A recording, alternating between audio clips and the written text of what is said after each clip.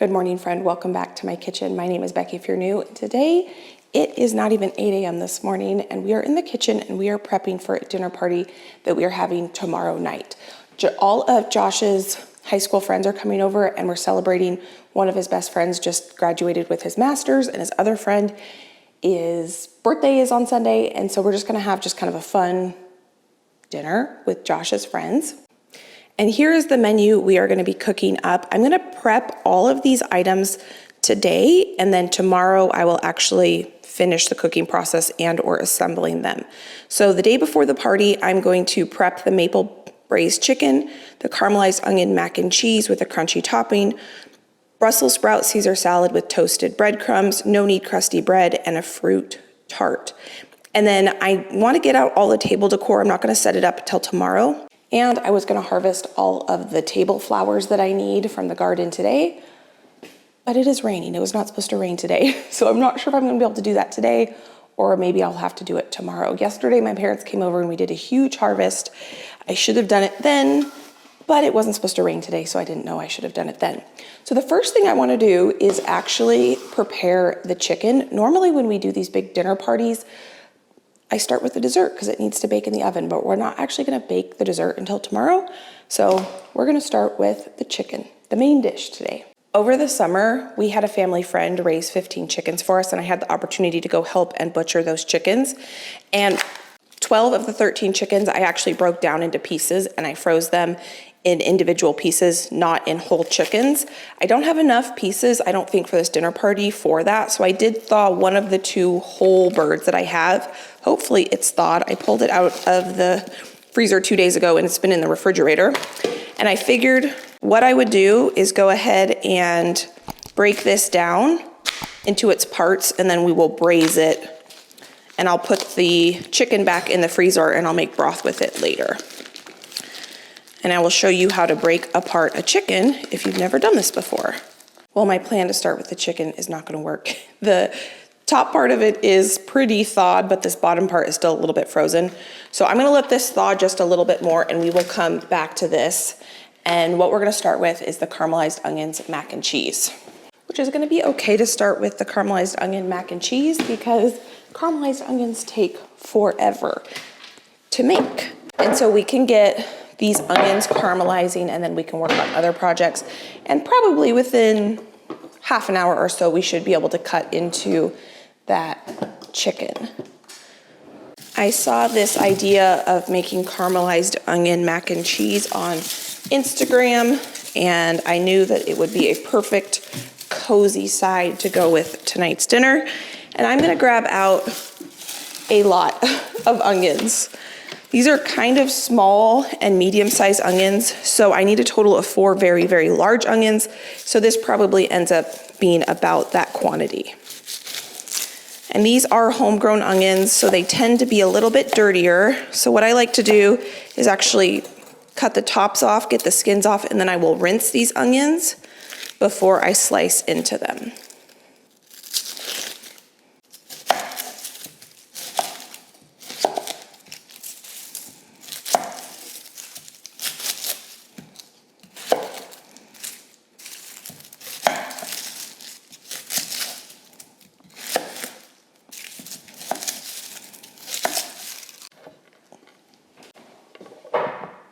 I went ahead and actually peeled a couple more onions. Because these are homegrown onions, they come in all different sizes. I have bigger onions than this downstairs, but I'm trying to go through my small ones first because they're my least favorite to peel. So then when we get toward the end, they'll all be nice big onions, and that will be really nice. But I also need onions, not just for the caramelized onions mac and cheese, but I need it for the chicken recipe. So I figured while I was peeling and washing onions, I might as well get some peeled and washed for that as well.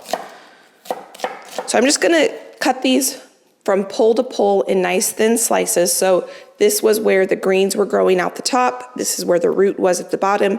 I'm just gonna slice all these onions in that direction. Even the onions that are going in the chicken dish, I'm gonna go ahead and slice as well, because I think that will be a good cut for that dish. The chicken dish is one I'm actually making up. I I got inspired by it with an idea and I couldn't find exactly what I wanted. And so I'm gonna make this up, and if it turns out well, which I think it will, I will go ahead and write up the recipe. So I need a little bit more space on my cutting board, so I figured I might as well go ahead and get some of these onions started. I'm actually gonna bake my macaroni and cheese in this pot. So I'm going to make my macaroni and cheese in this pot just to reduce a dish. So I'm gonna put a good amount of oil in here. I do have caramelized onions. You can freeze caramelized onions and you can make a big batch and freeze them if you want. But I'm gonna add a few more ingredients to this than what I have with those onions, and that is why I'm just making up a new batch here. Throwing onions on the floor too. That'll just give me a little bit more space. I'm gonna have this on high until these heat up. I'm not looking to brown these onions, I'm looking to caramelize, so we will turn them on really low once they get going.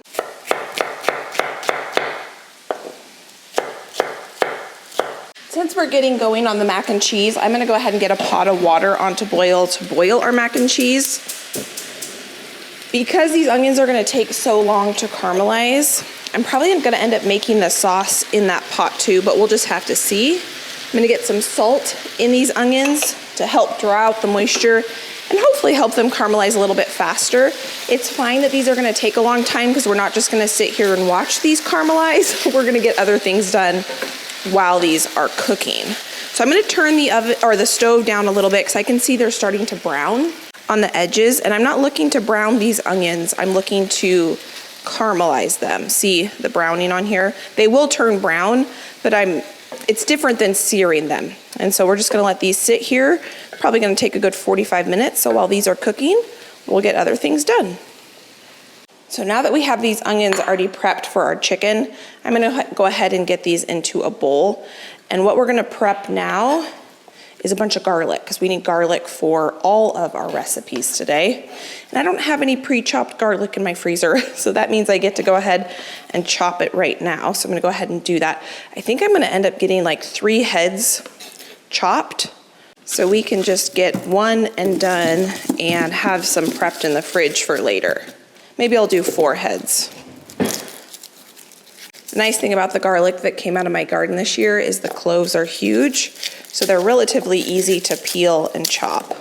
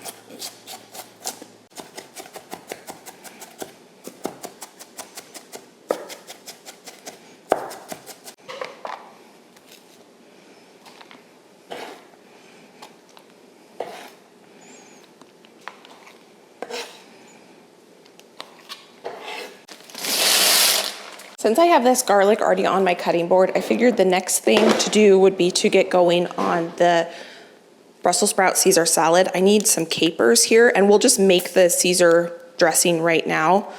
It's kind of a little bit of a different Caesar dressing. It has tahini in it, which I think is really interesting, and capers, so it's definitely not a traditional Caesar dressing. My mother-in-law came over the other day. We had dinner together and she made a version of this, and I thought, I gotta recreate that. And I found a recipe online. I'll link all these recipes for you down below that looked really, really good. And I only have a little bit of tahini left. So what I think I'm gonna do is just make the dressing in this jar. So here I have my tahini, which is about 2 tablespoons of tahini left in my jar. Tahini is sesame butter. So basically you take sesames, you grind them up, and you make a paste out of them, and that's what tahini is. And I'm gonna mince this garlic just a little bit finer. Now this might look like a lot of garlic, and it is a lot of garlic, but this garlic variety that I grew in my garden is very, very mild. So I still think it's probably too much garlic though. So I'm gonna go ahead and take half of that and put that in our container for prep for later. I still won't go through all that garlic today probably, but for later in the week, for different recipes we make together, I'll be able to use that as prep. So I'm gonna go ahead and add my garlic in here.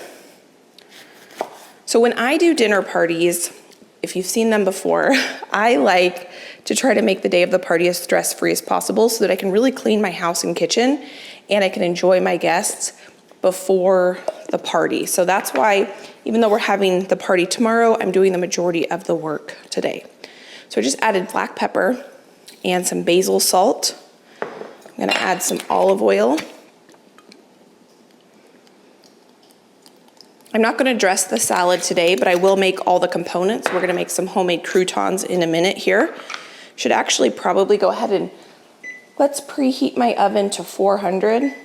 This is another non-traditional component to this recipe, and it's some Dijon mustard. This is some homemade Dijon honey mustard I thought would be good. I thought a little bit of sweetness with Brussels sprouts would cut that really well because Brussels sprouts can be kind of a strong flavor. My timer just went off for my macaroni, and I don't want to overcook this because it's going to be cooked again when we bake this pasta. This is going to be a baked macaroni, and that feels good to me. So I'm going to go ahead and get this off the stove. I'm going to strain this into a colander. We're going to make the sauce for our macaroni in this pot, but I want to go ahead and finish my dressing while I have all the ingredients out for that. I'm going to go ahead and juice the lemon that I zested.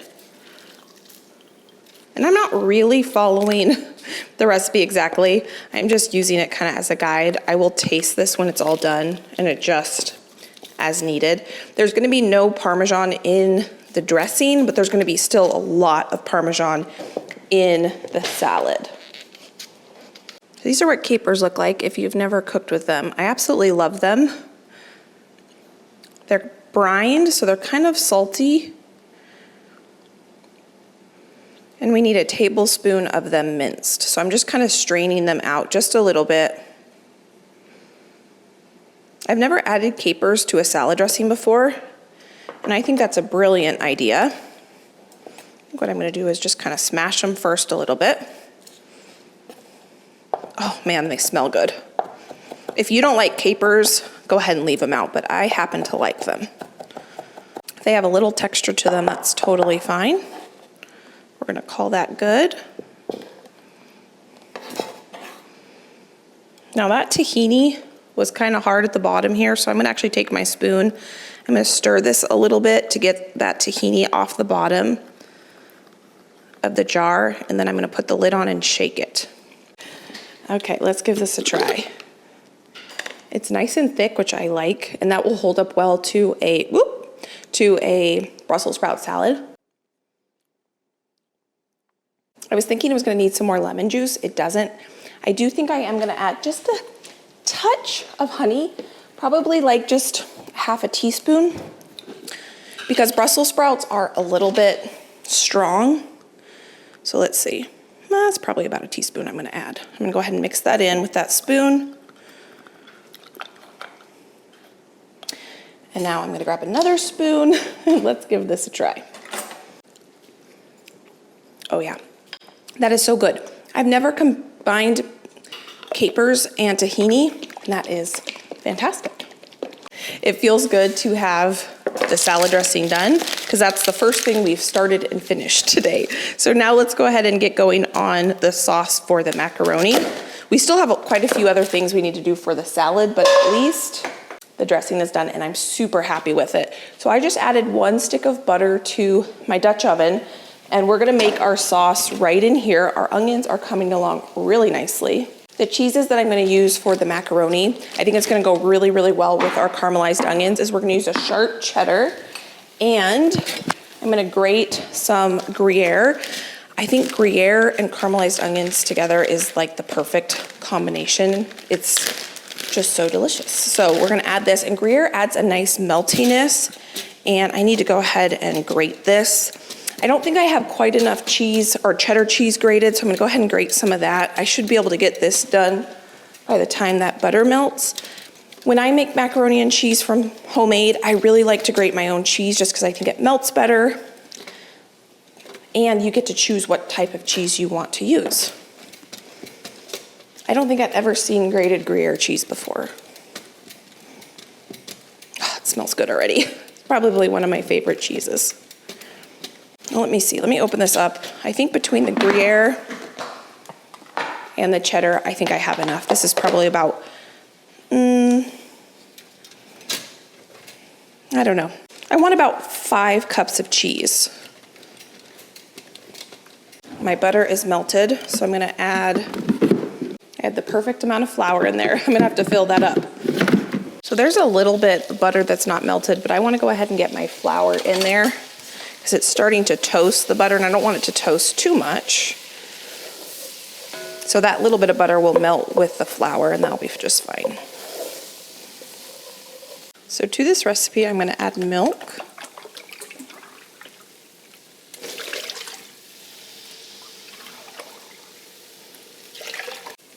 And some cream. And we're gonna mix this together. I wanna go ahead and season this now as well. So I'm gonna go ahead and get in there some salt, pepper. I love pepper with macaroni and cheese. If you had white pepper and you don't want the pepper to show, go ahead and add that instead.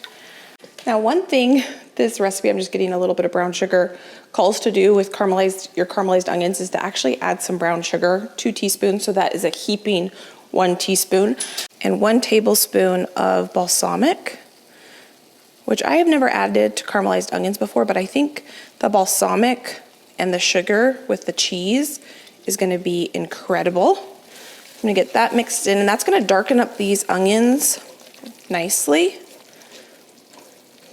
It also calls for a couple fresh sprigs of thyme, but it is pouring out there and I'm not going to brave it for the thyme for this recipe. I think it will be just as good without the thyme, so I'm gonna leave the thyme out. We will end up adding thyme to our chicken dish, but I did check my chicken and it is still too frozen to cut into. I just ran out to my garage refrigerator to grab some more cheese to shred up, and I had the thought, since I added that sugar to this, I need to keep an even closer eye on it because it is more likely to burn. Our milk is boiling, which I don't need it to boil, so I'm actually gonna go ahead and turn the stove off. It's nice and thick, beautiful.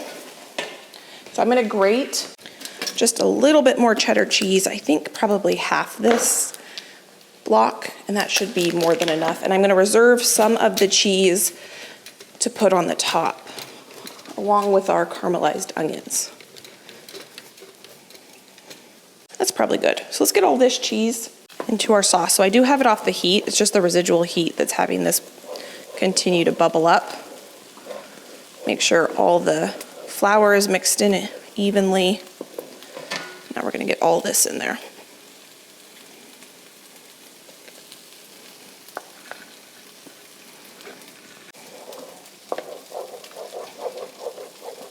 Now the recipe that I'm getting inspired by to make this says to mix in all the caramelized onions, but I want to add a bunch of them to the top. So I'm only gonna put in probably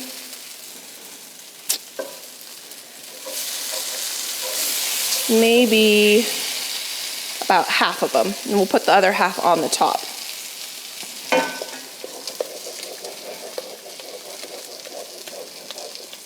Oh my goodness, look how beautiful that is. Let's give this a try. Got one more piece of cheese that needs to melt there.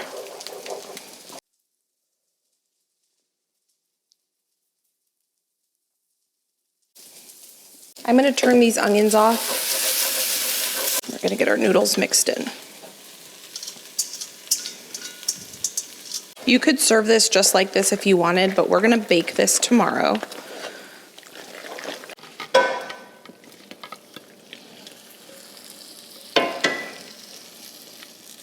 So now I'm gonna take these caramelized onions and put these on the top.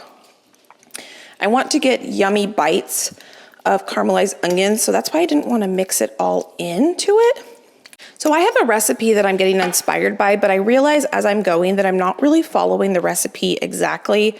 So what I can do is I will write up what I did. I actually added an extra cup of milk to this recipe, and I just wanted a little bit saucier of a sauce. So I will link the recipe that I'm getting inspired by, and I will link the actual written recipe of what I am doing. So now I have this beautiful layer of caramelized onions.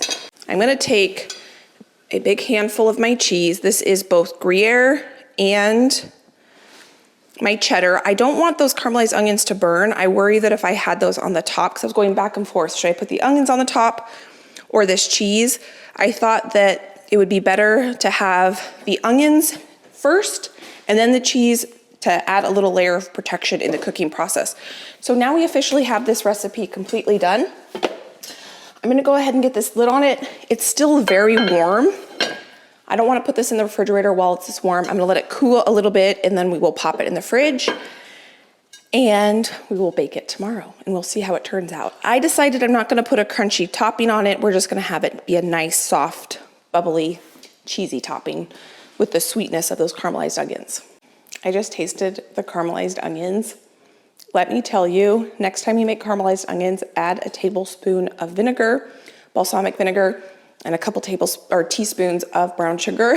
That is incredible. That's why I love trying new recipes, because you never know when you're gonna find your next favorite thing. And I love caramelized onions without the sugar and balsamic, but that brings it to the next level.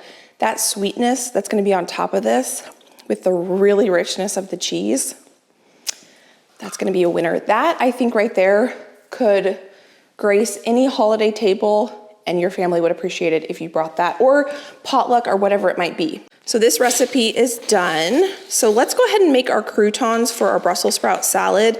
Here is our list that we're following today. And we can go ahead and cross this off.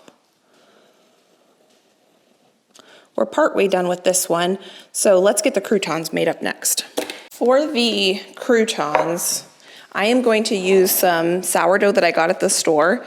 And I have tried giving sourdough a try probably twice or 3 times, and I've given up on it every time.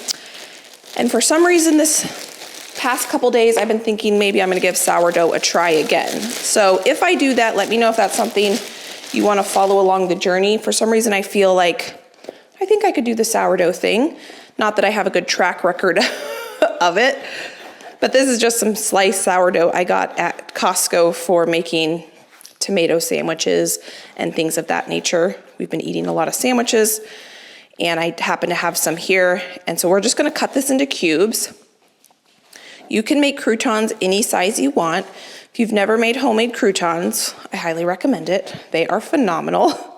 My sister-in-law, actually, she makes the best croutons and she fries them on the stove. She basically fries them. She makes like little fried pieces of bread and they are so good. I'm gonna cook these ones in the oven just because it's a little less labor intensive and we have other things we're gonna get to today. The only thing about this bread is that it was sliced really unevenly. So I'm just gonna go ahead and cube it up and try to have my cubes be as even as possible, but if they're different sizes, that's totally fine. I think the sourdough with that dressing we made and the Brussels sprouts is gonna be so yummy. And I'm making way more croutons than I need, but this bread needs to be used up, so I'm just gonna go ahead and make it all into croutons because they won't go to waste, that's for sure. If some of the pieces end up being like breadcrumbs, that's okay too. There's a restaurant that Josh and I used to go to, but it no longer is around anymore. And they used to serve a Caesar salad. It was a pizza restaurant that made homemade pizzas and they were fantastic. And they used to serve a Caesar salad and instead of croutons on the top, they had toasted breadcrumbs and it was so good. So if we have some breadcrumbs that end up getting toasted, that's totally fine. So I'm gonna get this bread on this cookie sheet. And you can really do whatever you want with this.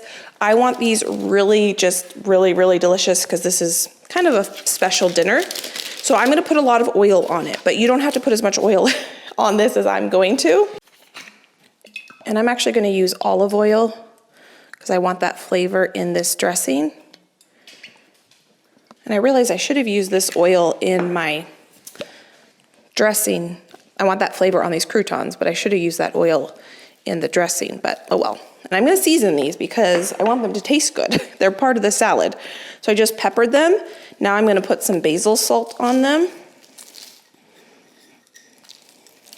And I'm gonna put some garlic powder. I found some whole freeze-dried garlic pieces from, I think, last year's garden, and I powdered them up.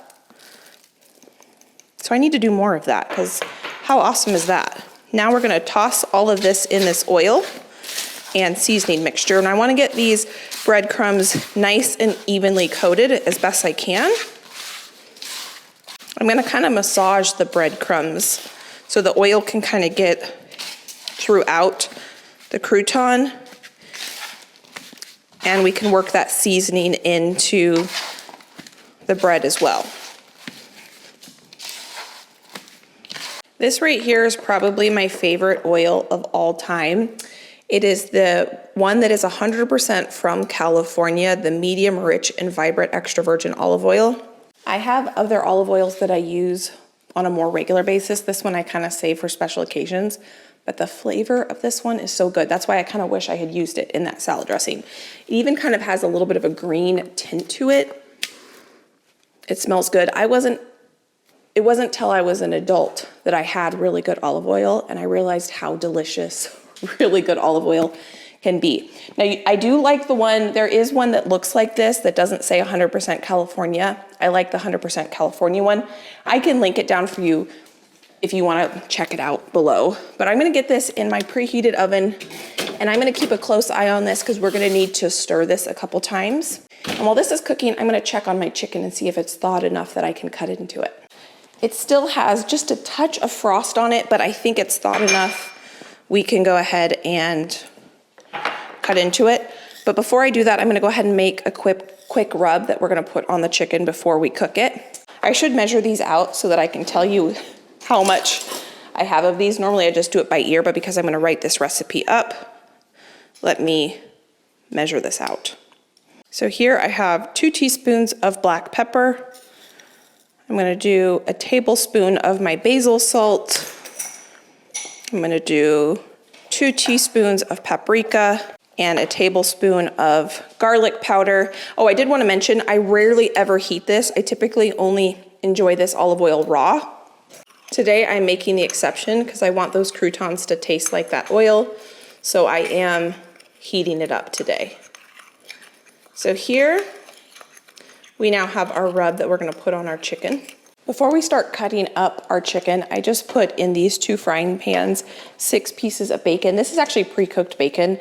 I just wanna get it a little bit more crispy, and I want the fat to render out just a little bit so that we can fry our chicken in the bacon grease that's gonna come out of these. So now that I've got those going both on low so that they don't cook too quickly, I'm gonna check my croutons. I think I'm gonna give them a little stir before we get going on the chicken. It already smells delicious. Just a little bit of a stir. So here I have my chicken, and I got very comfortable breaking apart a chicken when I helped butcher all those chickens, but that was now 4 months ago. So let's see if I can do this again. So I have it breast side up. I think what I'm gonna do first is remove the legs and thighs. This was the part that was the most frozen. And so I think it's thawed enough that we can go ahead and break it apart. So what I like to do is pull apart the chicken legs from the breast of the chicken. And I go ahead and cut through this skin here. Let's see. Yeah, it's still a little frozen. That's okay. I think we're gonna be able to do this. And then I'm gonna kind of push this open a little bit. I'm gonna pull this around so the chicken thigh comes up and around this part. So I'm going to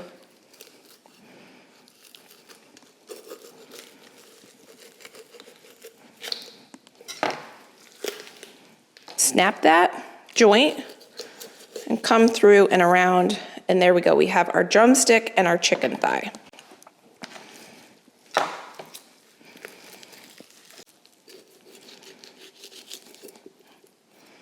There we go. Now I'm going to remove the breasts And there's a backbone right here, and I'm gonna run my knife along the backbone. This is a boning knife, so it's long and kind of flexible.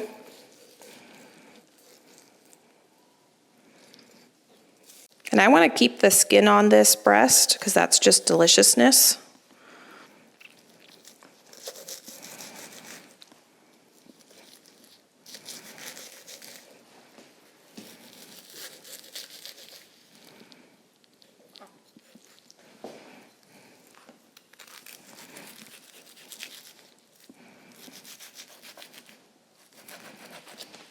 It's actually easier to do this with it a little bit frozen.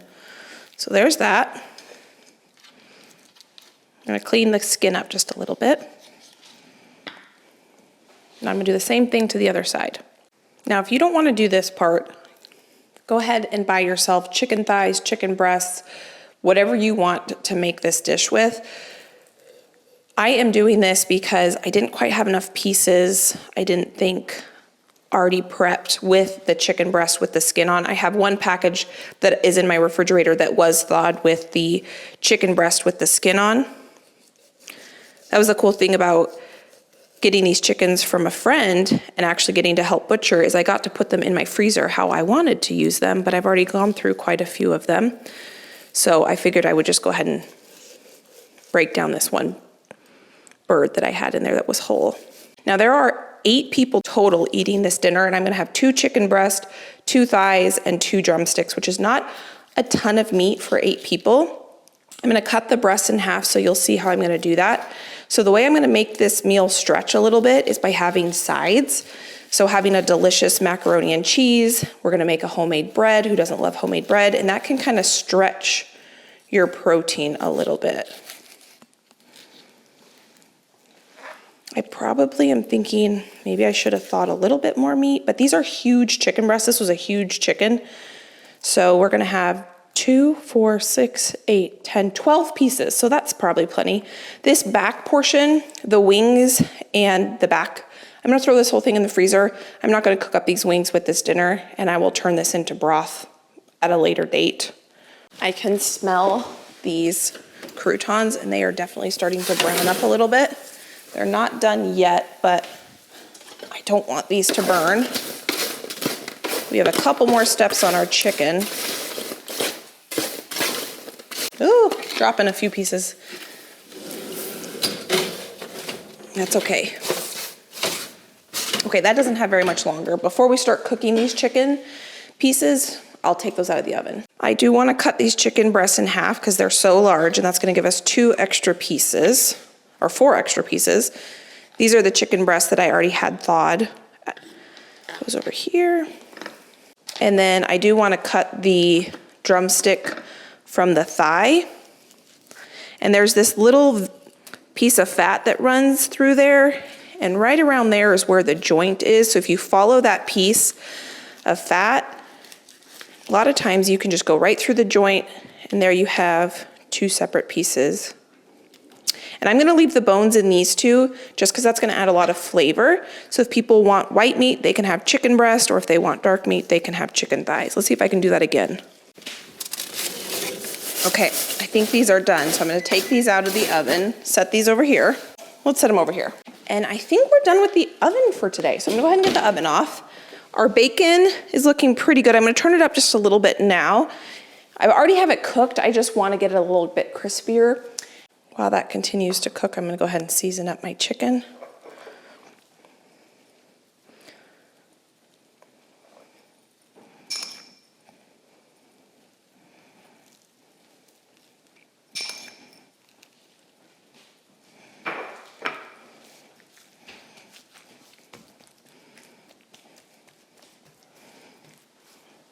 I'm gonna use all this seasoning, so it's okay if I double dip there, totally fine. So I have my bacon here. I'm gonna go ahead and get out of this pan. And again, there's not very much bacon grease in here. So what I'm gonna do is take some bacon grease from before. If you don't cook or save your bacon grease, I highly recommend it. It is very flavorful, and it's basically free because if if you were only buying the bacon to eat the bacon and you normally throw your bacon grease away, it's a great way to save on your grocery budget because I'm not using oil here, I'm using this instead. And it's a great flavor, tastes delicious. I want a little bit of that bacon flavor to come through just by what I cook the chicken in. And if you've never cooked potatoes in bacon grease, it is fantastic. So I'm gonna get a little bit of this melted in here. That might have been a little bit more than I needed. So what I'm gonna do is put this in a little dish, because I'll probably, well, I probably didn't need 2 of these pans. I probably could have just done this in 2 batches, but you know, I didn't do that. I already got these 2 dirty, so I'm gonna go ahead and just use them. You don't want to overcrowd your pans when you are searing meat because then it'll steam and it won't brown, it won't sear. And you want a nice, beautiful sear on your chicken or whatever it is you're cooking. And I only seasoned one side of these chickens. So I'm going to put them seasoned side down. Those 2 pieces are attached still.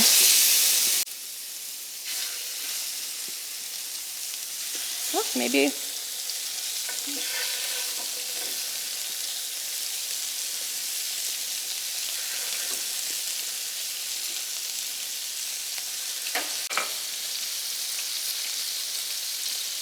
The technique here we're using to cook this chicken is called braising, and it is one of my favorite cooking techniques. I think it just brings so much flavor to whatever you're braising. You can braise any kind of meat, you can braise vegetables, and it's basically where you cook something kind of like low and slow in some sort of really flavorful liquid. And that's what we're going to do. I didn't learn this technique till I was in college and started cooking for Josh, and Pinterest was huge.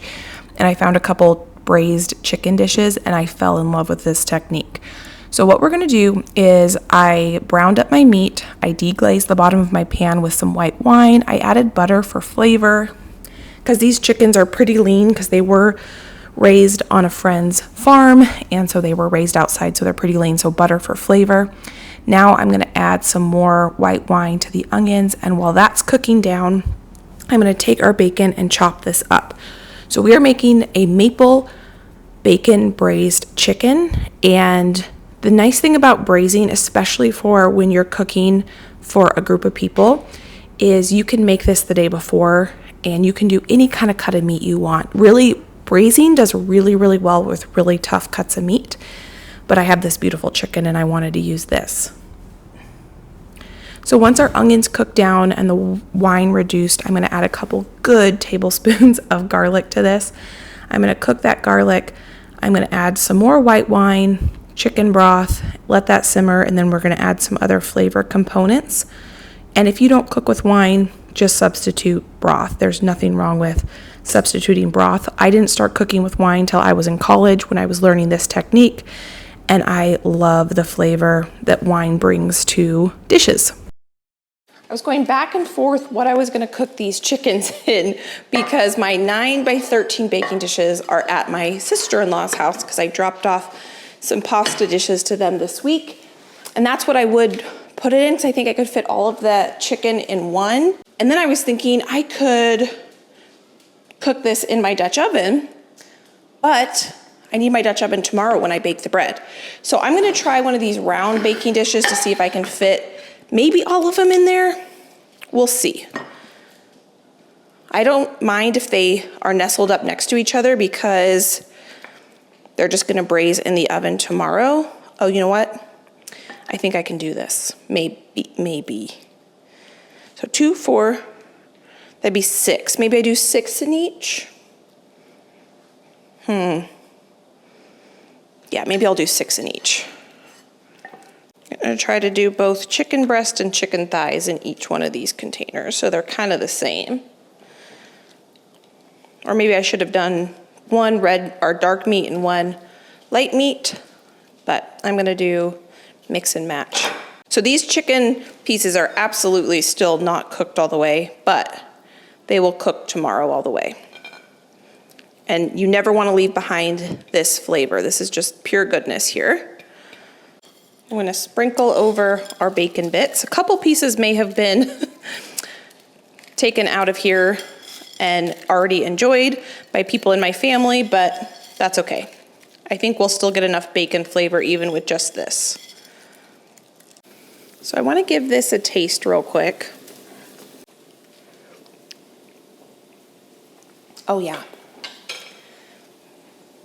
So we're not completely done with this recipe yet. There's still a couple things we're gonna add, and I think I'm gonna go ahead and add it now before I pour it over the chicken. Now again, I'm kind of making this recipe up because there wasn't anything online that was like what I wanted. So I just grabbed 2 things out of my fridge. I know I want this to be maple bacon as like the main flavor, so I need to add a little bit of maple syrup. I'm just gonna taste it again. This is how you can have fun in the kitchen, is just grab ingredients, mix them together, give it a taste test, and adjust accordingly. So I'm gonna put 2 tablespoons of maple syrup in here. We're gonna start with that. And I love Worcestershire sauce. I don't think I'm saying that correctly. So I'm gonna add, I was thinking, should I add this or balsamic vinegar? You know what? I think Worcestershire would be good, but we have balsamic in the mac and cheese. So I wanna go with that same kind of flavor profile so that this dinner kind of matches. So I'm gonna start with 1 tablespoon, and I am measuring so that I can write this down. Oh, and that darkened this up really nicely, which is good. That's the fun thing about cooking. Okay, grabbed a new spoon. Oh my goodness. That is fantastic. I do think though, it needs, you all know, it needs some more basil salt. It's gonna take a second for that to dissolve in there. I didn't season the onions other than just using that leftover salt or rub mixture that we made. Don't be afraid to taste and adjust as needed. Even when following a recipe, you might like it a little different than someone else. Oh yeah. Oh yeah. That is exactly what it needed. Sometimes you don't need to add any more ingredients. You just need to add a little bit more salt. I'm also gonna add a little more pepper. It needs a little bit of heat to kind of balance that sweetness and the acidity that we added. That was a lot of pepper, and I didn't measure that. That was at least a teaspoon. I'm gonna taste this again. I'm gonna grab another new spoon. We're gonna add some cream when it's all done. That pepper, perfect. Now you could serve this over noodles, mashed potatoes. I'm gonna have crusty bread served with it. And what I like to do when I make dishes like this, braised chicken dishes, is I will actually take the leftover sauce, because usually we eat when we have parties all the chicken and we're left with leftover sauce. I will take that gravy, it's almost like a gravy. Oh my goodness, that's so good. So when you're braising things, you want the liquid to be about halfway up the chicken or meat or whatever it is you're braising. I'm a little high for that, but that's okay. I'll cook it uncovered the whole time so it'll continue to evaporate and reduce down and create this beautiful sauce that we will dip our bread in. And then the leftover sauce, because I'm sure I'll have some, is I usually make it into a pasta sauce. So I reinvent it, and it's always the best tasting pasta because it's had all these amazing, delicious components to it. So I'm gonna set this over here because obviously this is too hot to put into my fridge right now. I'm actually gonna get my macaroni and cheese in the fridge because that should be cooled enough, yes. And then I will cover this with foil and we will pop this in the oven tomorrow and cook it for probably 45 minutes to, well no, because it's gonna be cold, so it's probably gonna take an hour and a half because it's gonna take probably half an hour to come up to temperature. And then I want it really tender and I want that sauce to reduce and just get so delicious. So it's probably gonna take an hour and a half to cook this. Okay, now we have 1, 2 dishes completely done. I'm not gonna make the bread or make the dough for the bread until late tonight because I don't want it to sit all day. It's still early in the morning. I don't want to make this too early. So I'll do that probably right before I go to bed. So let's go ahead and start on our fruit tart. I've never made a fruit tart before, and I asked my husband's friend what he wanted or what his favorite kind of desserts are because his birthday is the day after we're having this party. So I thought it'd be fun to kind of ask him what he wanted. And I said, do you like cakes, pies? I just listed a bunch of different kind of desserts, custards, or do you want fruit, caramel, nuts? Like what is your chocolate? What is your favorite? And he said he likes fruit and he likes pies. Well, I've never made a fruit tart before, so we're gonna make a fruit tart together. I'm gonna get this in the fridge though first. And while I'm out there, I'm gonna grab some butter. I'm pretty sure we need butter for this fruit tart.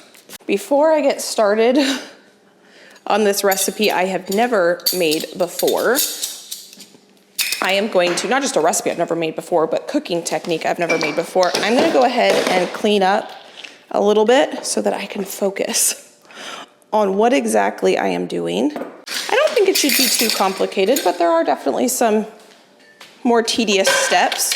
We are going to make a beautiful crust, homemade, and then we are going to make a beautiful custard on the stove. So I actually need to clean my stove as well.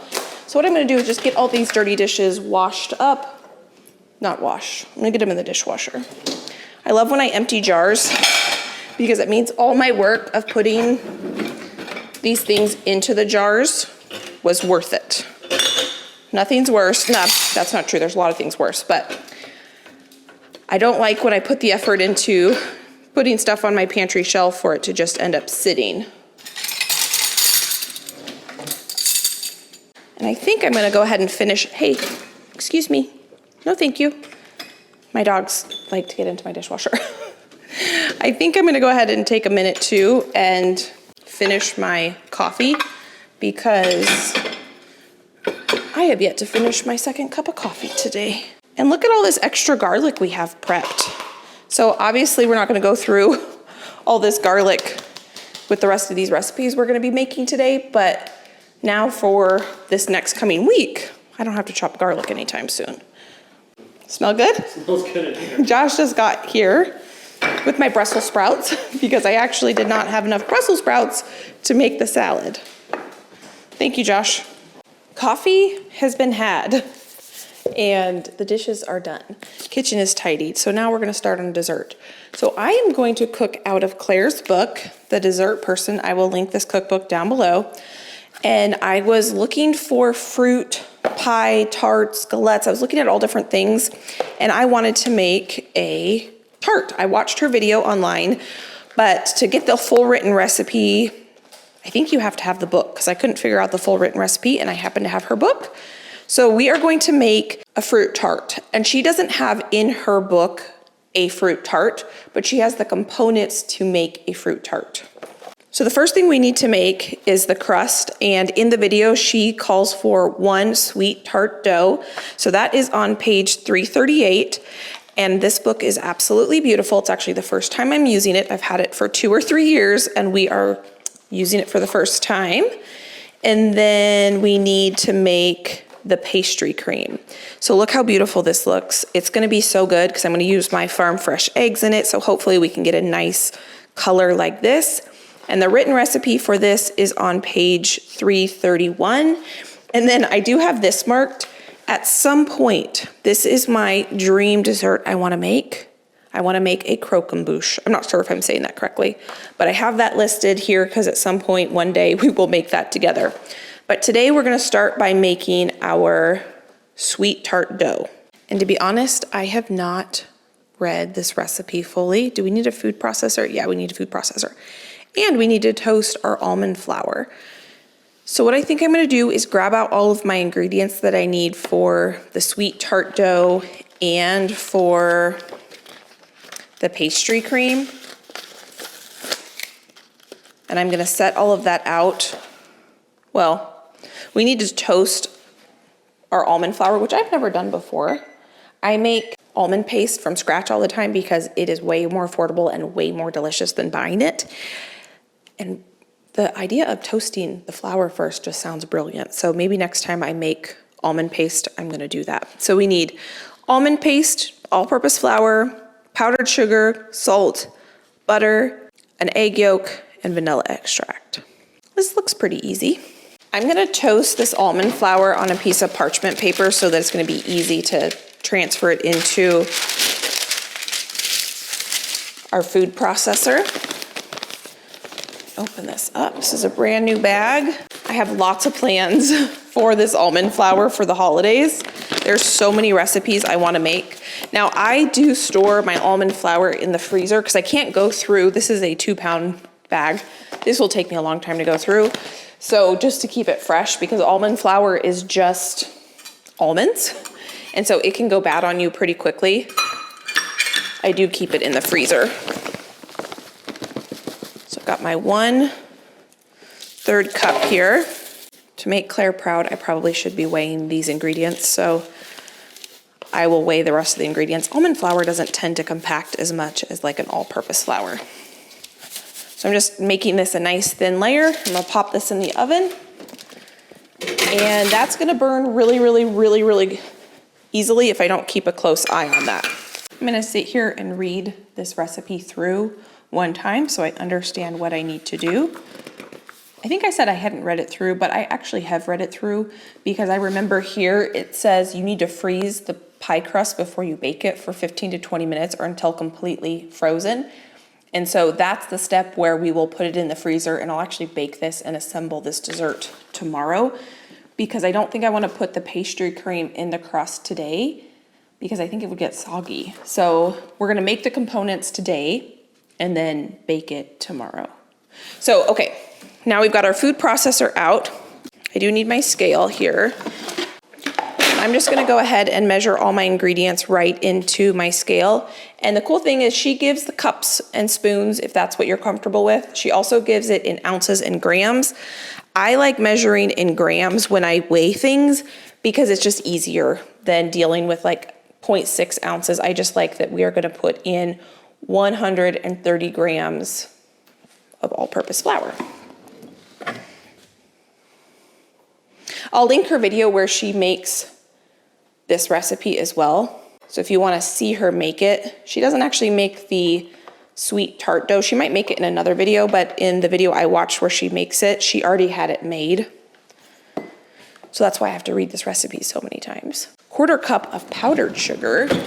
I've never made a tart dough before like this. I'm gonna go ahead and tare this. I'm not gonna sift this powdered sugar. Normally I would probably sift the powdered sugar, but I'm not gonna do that because we're gonna blend it in this food processor really well.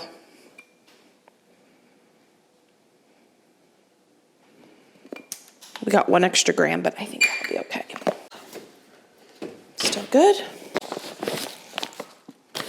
That was salt. Now I'm gonna add butter, and this is cold butter. You wanna use a high quality butter when making this because there's not that many flavor components to this, and so the butter is one of the main flavors. So you just wanna make sure it tastes really delicious.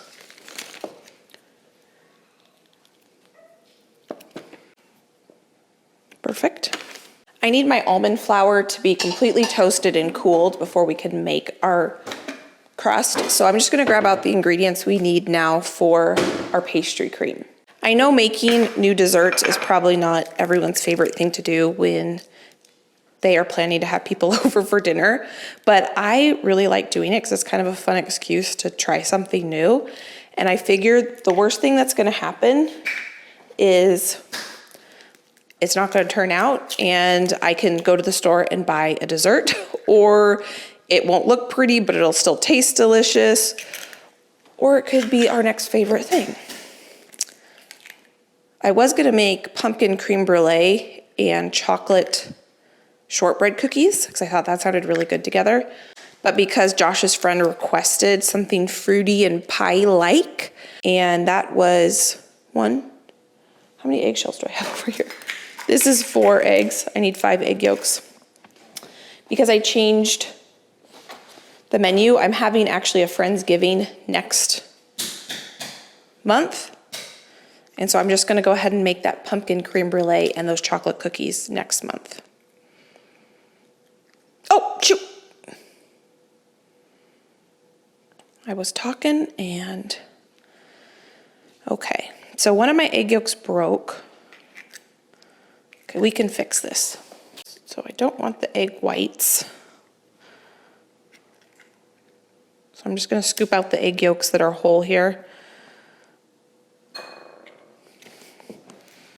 Oh gosh. Oh, perfect. I could smell the almond and I thought, you know what, that's burnt, but that is perfect. I got too distracted. Oh my goodness, that smells so good. By the eggs. Yeah, I wonder if that would be good to make almond paste with toasted almonds. Now, we do want to get this off this cookie sheet. See, I'm not a professional. I'm a home cook who likes to try new things. Because if I kept this almond flour on here, it would continue to cook. It could burn. So I'm going to let this cool while we keep measuring out all the ingredients for the pastry cream. And then it should be cool enough so we'll finish our dough and then we'll make our pastry cream. So to our egg yolks, we need to add both cornstarch and the sugar. And we're gonna beat that together. So it worked out just fine that I ended up transferring it to a different bowl because that little bowl I wouldn't have been able to beat the sugar and egg yolks together.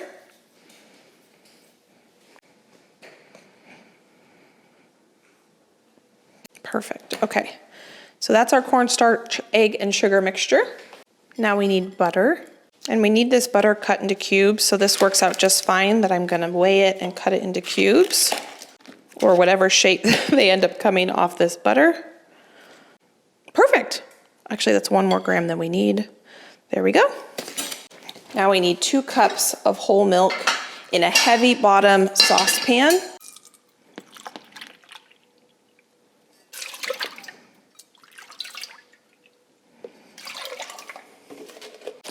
Along with some salt. I have 1 vanilla bean pod here. I'm gonna cut it open. If you don't have a vanilla bean pod, I just happen to have a bunch of them, then use just vanilla extract or even vanilla bean paste. I should probably buy myself some vanilla bean paste because I'm starting to fall in love with having this flecks of bean seeds in my baked goods. So I think I'm gonna buy some of that so that I don't have to use a vanilla bean pod every time. So I'm not gonna turn this on yet because I wanna make my pastry dough before we start cooking this. But now I have all my ingredients measured out. Now this recipe is a little bit more forgiving than a regular pie crust, so it should be relatively easy to come together. And the nice thing is, oh, there's a knife under there. We don't even have to roll this out. We get to press it into our tart shell. And I actually propped up my cookbook on a cookbook stand. How nice is that? It's way nicer than having it laying flat because I can put these little arms on it and it keeps the book open. That was a gift and it's very, very helpful.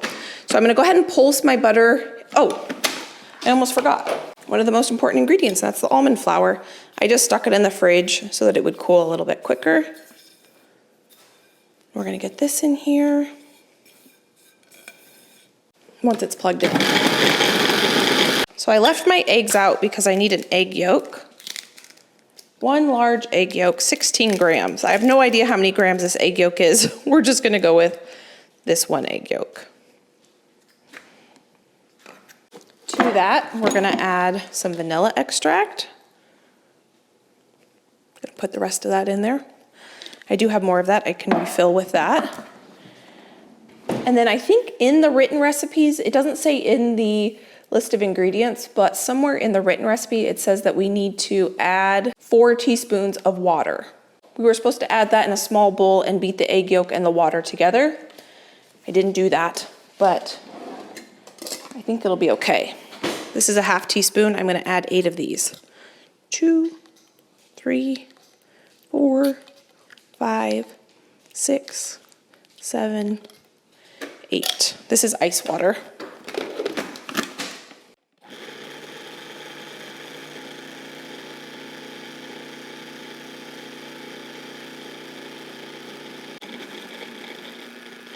All right.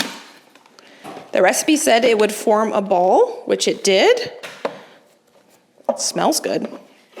This is way easier to make than pie crust because you don't have to be as ginger with not letting the butter break down into the pastry too much. It smells so good too. So now we're gonna take our sweet dough. What's it called? A sweet tart dough. We're gonna get all this goodness out of this food processor. I wonder if this would make a good cookie, like if it would hold its shape. Like a shortbread, but with almond flour. And then we're supposed to put it into a rectangle. Now I'm gonna refrigerate this dough for at least a half an hour. So while we make our pastry cream and probably start on our Brussels sprout salad. So I'm gonna read the pastry cream recipe here one more time so that I make sure I do it in the correct order.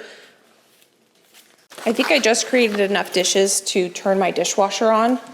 So before I make that pastry cream, I again am going to clean up my mess here that I made. And I also need to get out a big bowl and a big fine mesh sieve because we're gonna run this pastry cream through that so that if I on accident cook any of, my dogs are underfoot. If I on accident cook any of the eggs a little too much, we'll get those through here because I don't want scrambled eggs in my final pastry cream. That was the final thing we needed to get out. I did put my butter back in the fridge because we need cold butter for this recipe when we start adding it to our milk. So I'm gonna turn this on. This is gonna take a second to heat up. So while that's heating up, I'm gonna whisk my egg yolks and sugar and cornstarch together until very, very smooth. She said it's gonna look weird, it's gonna look curdled, it's gonna look dry, but then it'll start to come together and create kind of like a ribbon consistency. I'll show you what it's supposed to look like. So we're getting to what we want. You want the ribbon, she says, to sit on top of itself before it kind of mixes in, which we're almost there. I'm gonna turn my milk down a little bit because it's ready too. So I definitely should have probably got a bigger bowl, but we're just gonna work with what we have here. Whoop, splashing. Work with what we have here.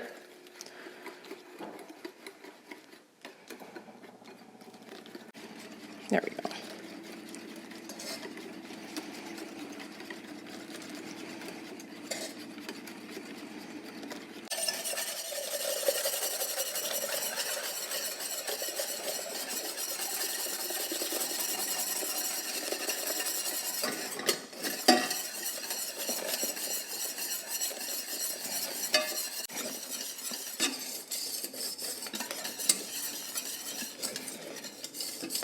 So I can already tell this is thickening up quite a bit. So this is not going to take long to fully come together. So we're basically making a homemade pudding. And we need this to bubble once or twice, and then it's done. This feels pretty thick to me. It's going to thicken in the fridge. So I think I'm going to call this done. I don't want it to be too thick. Yep, I'm gonna call this. I'm gonna turn this off.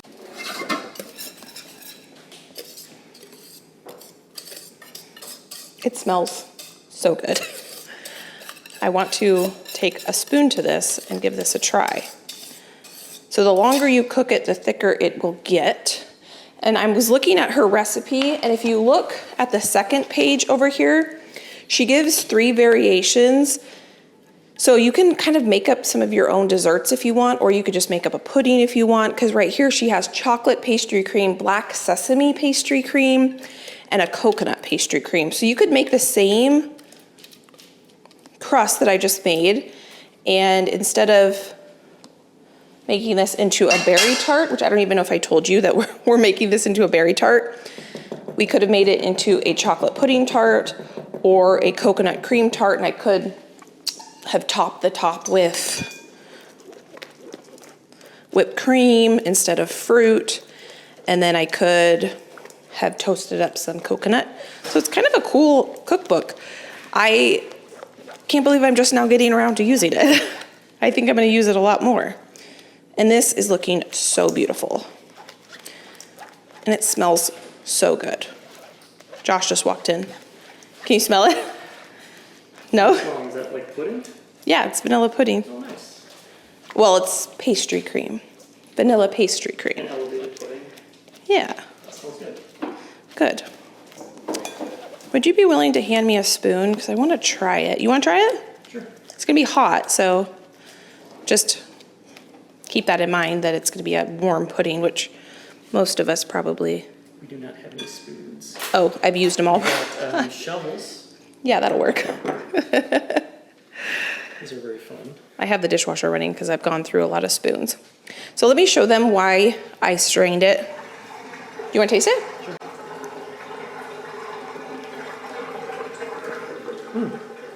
Do you see that egg yolk in there? Those That's little really yellow bits are egg yolk. You like it? That's really good. Is it? I wasn't sure about warm pudding, but Warm pudding's good, huh? Warm pudding's good. I'm gonna try it. Very tasty. Yeah. Wow. That is so good. Use good butter. Oh, we haven't even added the butter yet. We're gonna add butter. It's gonna get even better. Just like that, it was fantastic. Oh, I think I'm only supposed to put in, strain, then add the butter. Oh, put it all in, okay.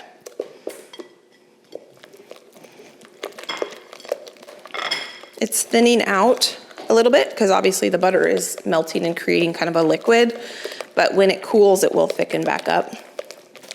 If you've never made homemade pudding before or pastry cream, you saw how easy that was. And it is so good. I want to make sure that butter is completely melted because the last thing I want is chunks of butter because I don't think that would be good eats, as Alton would say. You want to try it with the butter in it now? See if it tastes different? You're gonna need to get another shovel. Oh, I can take one of those white spoons too.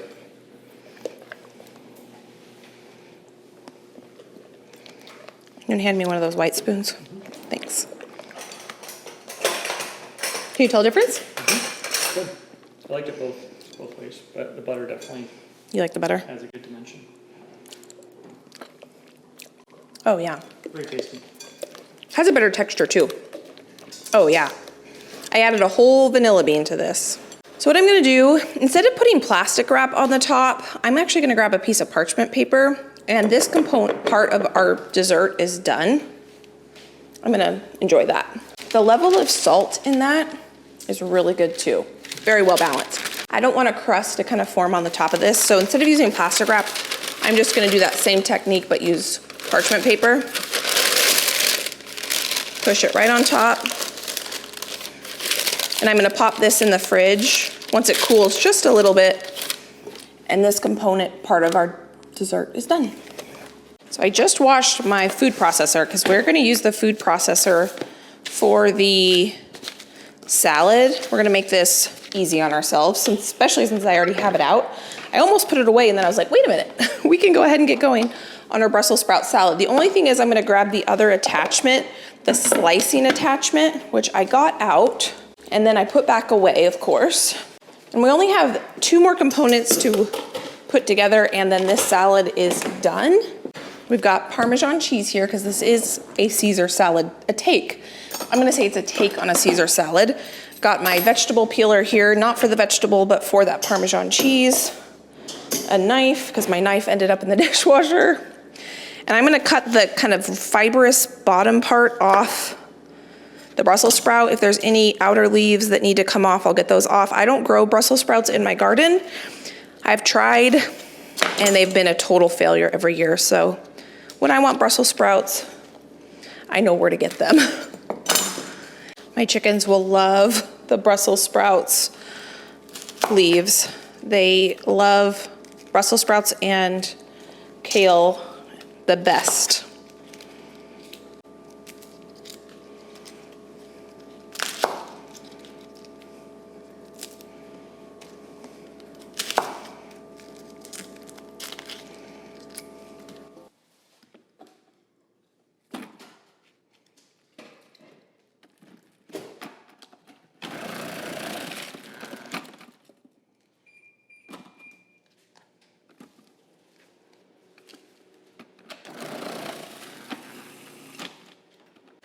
So I just grabbed out the bowl that I'm gonna serve this salad in, and I'm gonna get my Brussels sprouts from the food processor directly.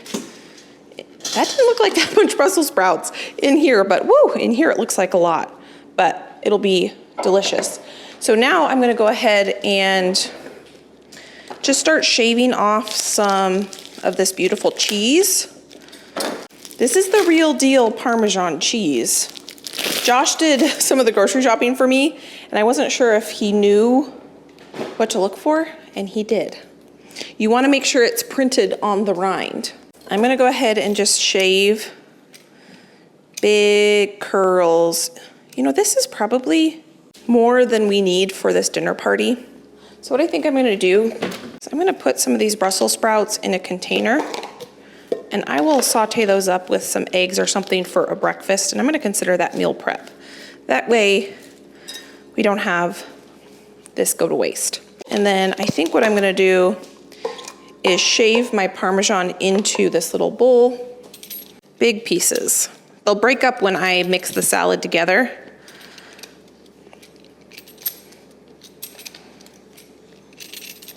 Okay, we're gonna call that good. I'm putting it in this bowl, so if we don't end up using it all, it's not mixed in with my Brussels sprouts, and we'll just consider this meal prep for something else I want Parmesan cheese for. I'm gonna go ahead and stick my dressing on the side here, get this covered up. I'm not gonna put my croutons in the fridge because I want those to stay at room temperature, but I'm gonna go pop this whole thing in the fridge, and I'm gonna cover up my chicken now that it has cooled. And I'm gonna put foil on it because I want, well, yeah, I'm gonna put foil on it. I'm not sure if I'm gonna bake it with the foil on top or not, but I don't wanna put saran wrap on and then decide to put foil on. Anyway, I'm gonna put foil on these.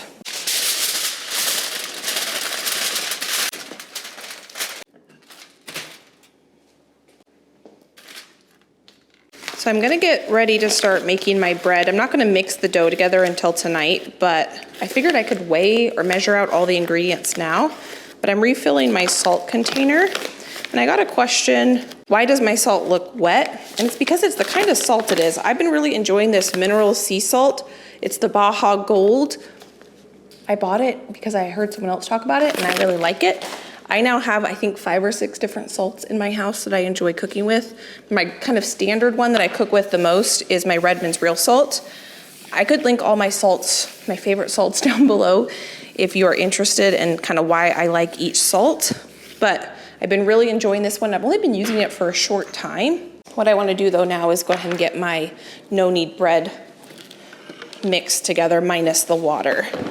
So let's go ahead and reevaluate our list that we have here. I'm still waiting for my crust to firm up in the fridge. That's why we are gonna get going on the bread. We got the Brussels sprout salad completely done. Fruit tart is still in the works, and I'm gonna go ahead and do my no-knead bread. And I don't have that recipe memorized, so I do need to have it right here. I'm gonna add my flour to my bowl. Active dry yeast. Mix that together, and then sometime tonight, I will pour in 1.5 cups of water, and then I'll let it rest all night long. So I'm just gonna put a towel on this, just so that no dust or anything falls into it in the meantime. So now we're gonna go ahead and finish our crust for our tart. This is gonna be a fun part. I have never done this before. And what Claire says to do is to cut our dough in half, and then that half into 6 pieces.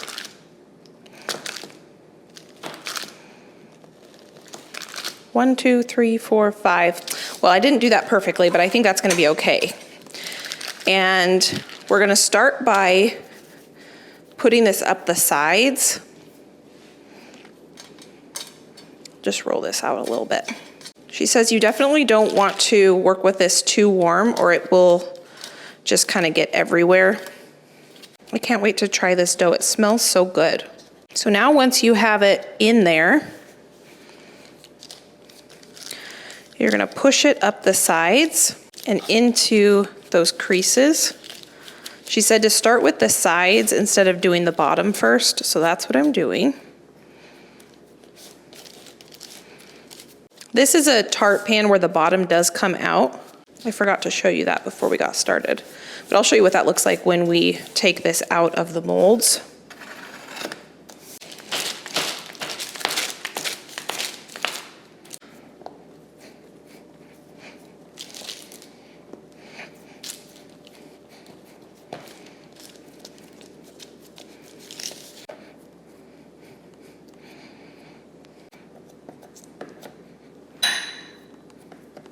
So this is where I'm going to deviate from the recipe just a little bit. I am going to put this piece of parchment paper on this crust, and then I'm going to wrap this in 2 layers of saran wrap, and I'm going to pop this into the freezer.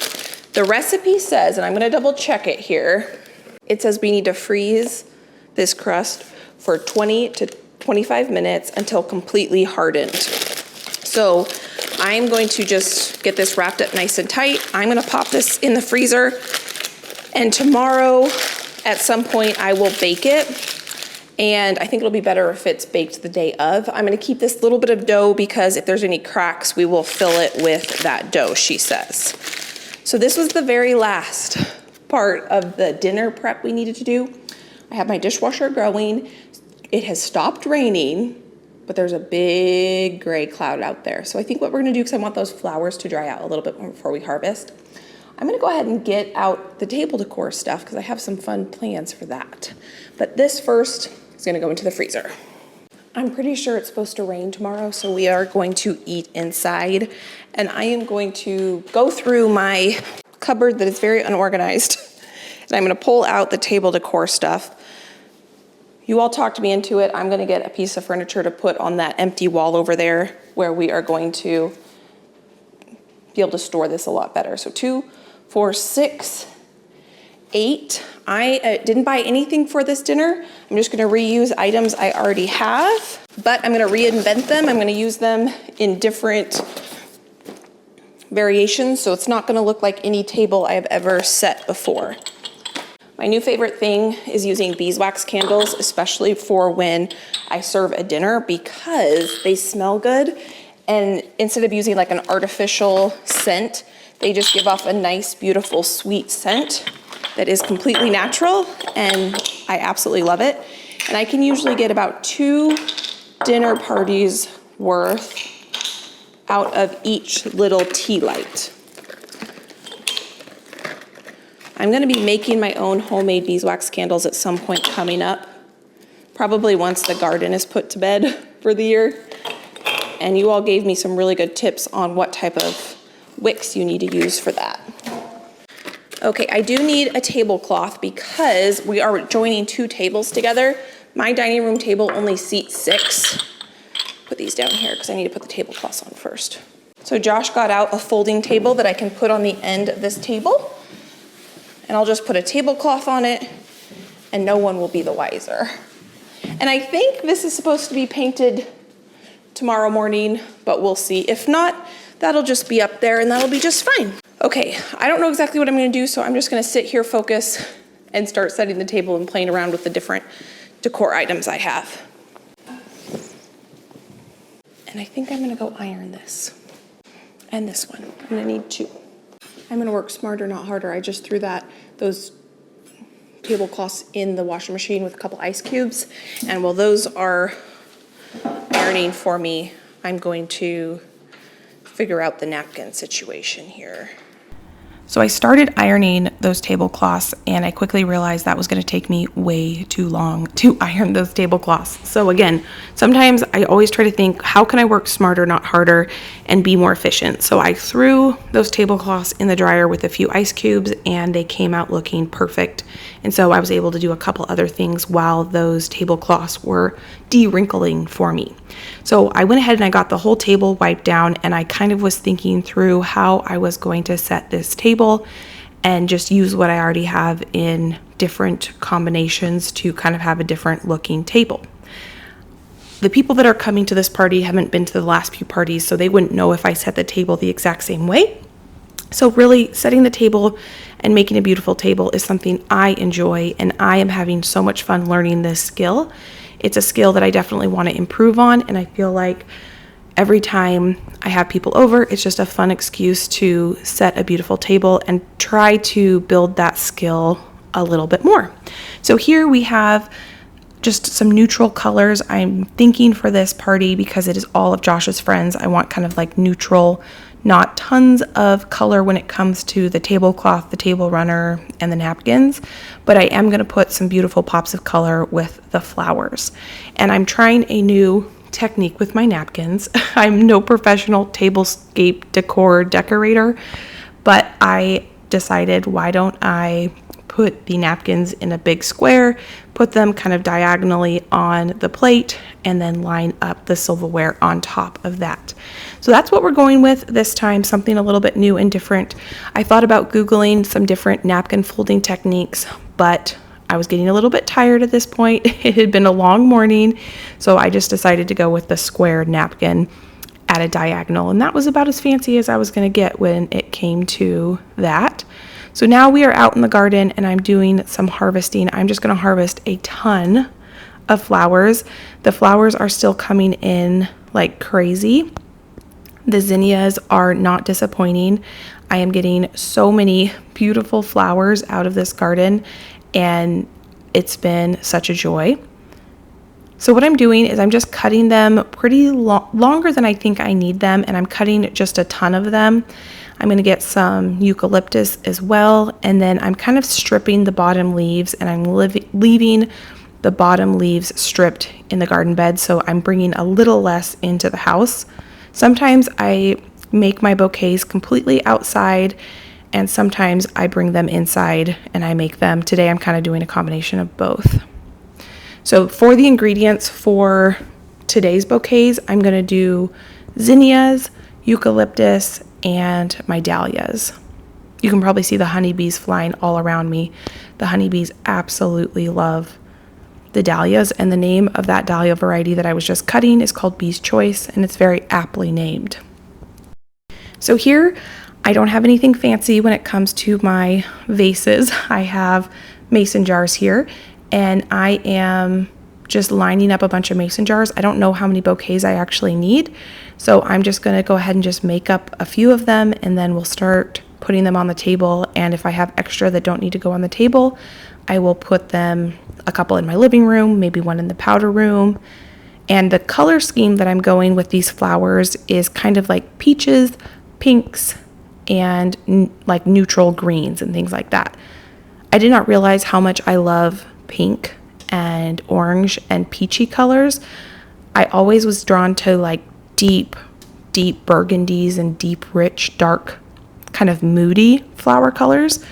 But this year I'm drawn to a little bit brighter, a little bit more feminine, like I guess deep burgundies are feminine too, but just like these kind of lighter colored flowers I've been really drawn to. And I thought that would go really well with the green napkins that we put on the table.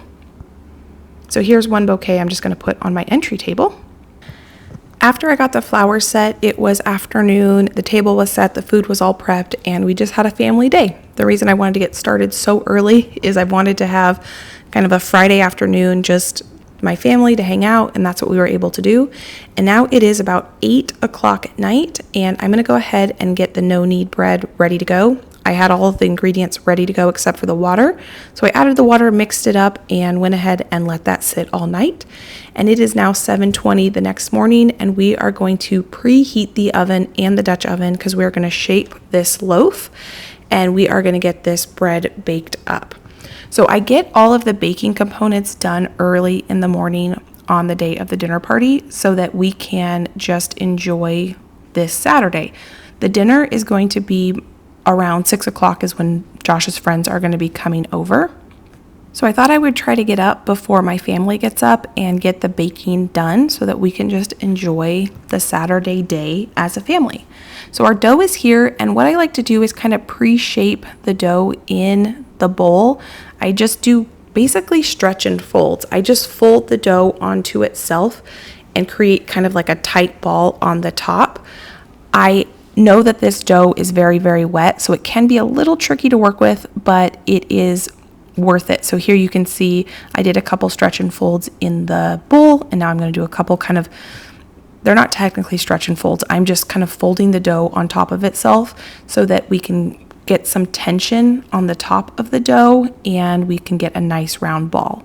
So I like to do this on parchment paper because it's so much easier.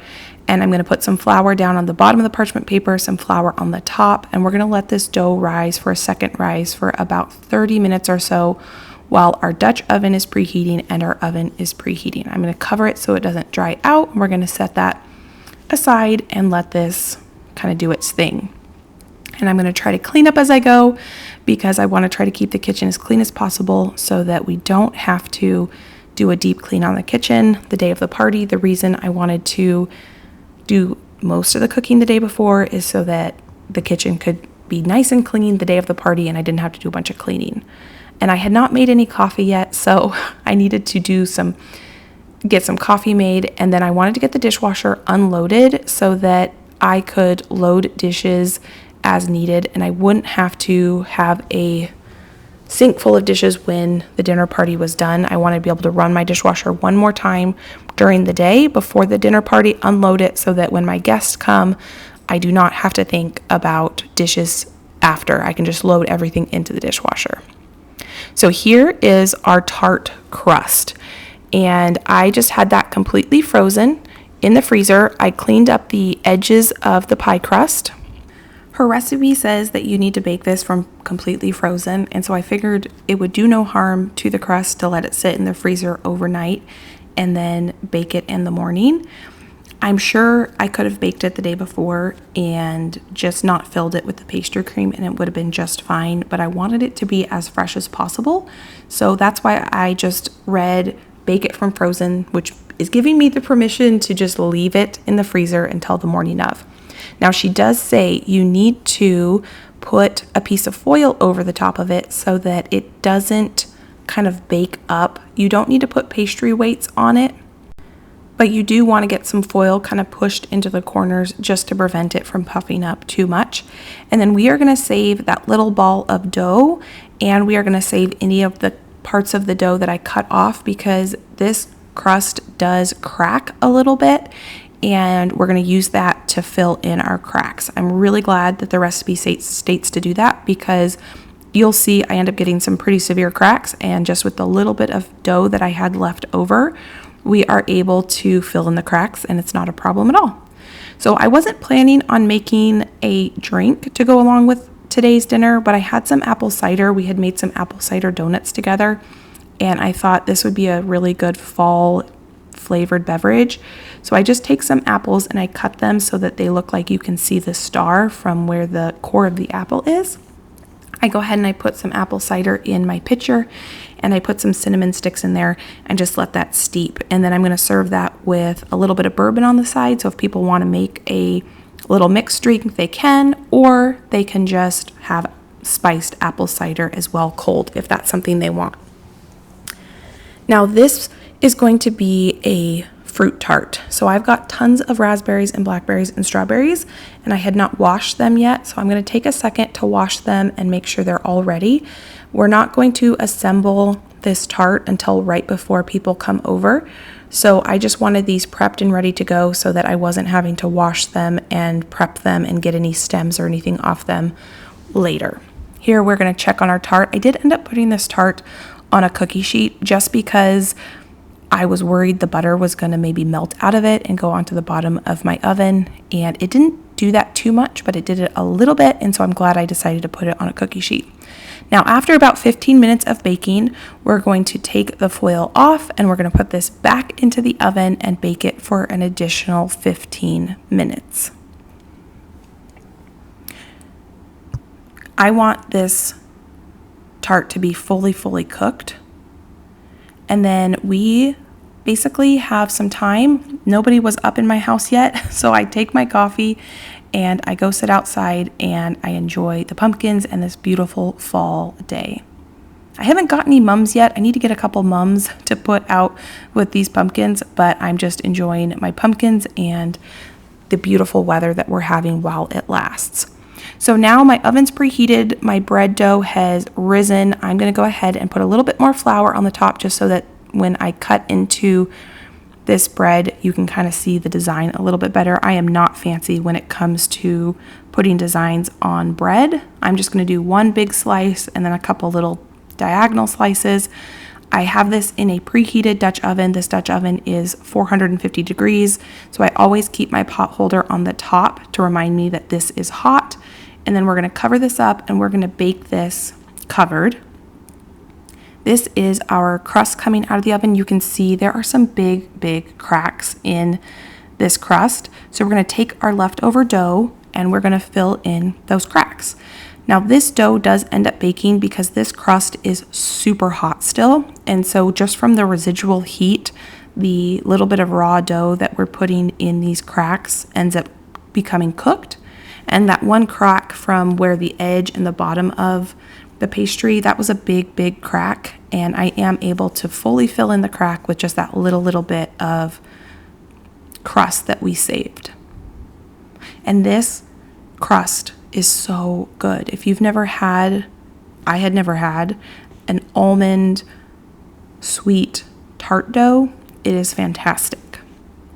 So here the bread has done its baking in the Dutch oven. I uncover it and I let it bake for an additional 15 minutes uncovered, and then it's fully baked and it can come out of the oven. And here's what the tart dough is looking like.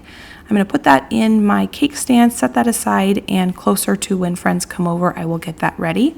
Here is where I'm going to set the drink station up, and I am going to put a few wine glasses on the table because that's not something I did the day before.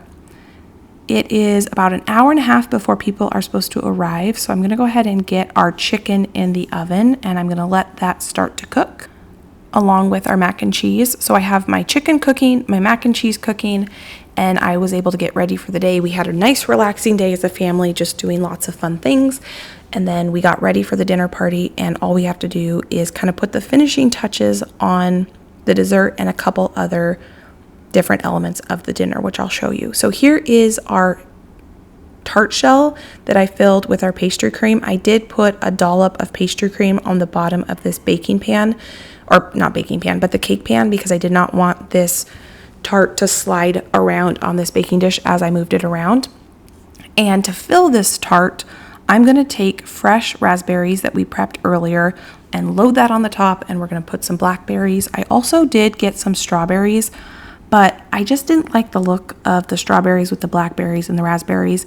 I did cut a couple blackberries in half because I thought I would like that look, but I also didn't like that look either. So all I did was fill the custard topping of our tart with tons of raspberries, quite a few blackberries, and then I took our raspberry freezer jam that we had made together in July, I think. I ran that through a fine mesh sieve to remove any of the seeds. I popped it in the microwave for about 30 seconds to loosen it up a little bit. And then I wanted to make a nice shiny top on this tart. So I just used a pastry brush, brushed it around the top, put the lid on, and bam, there is our dessert. So for our bread, I'm going to serve the rest of that raspberry jam with it. People can have the crusty bread with butter and jam, or they can dip their crusty bread in with their sauce that we make from the braised chicken. Right before people got here, I decided to go ahead and light the candles. I kind of wanted a little bit of a cozier atmosphere when everyone got here, so I had all the candles lit in the kitchen.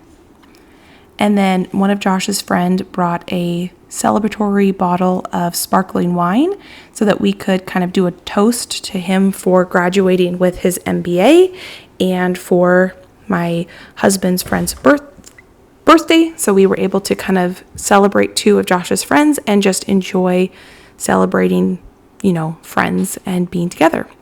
So now I'm going to go ahead and slice into this loaf of bread. My favorite way to do that is to cut it in half, turn it on its side, and then cut it into pieces.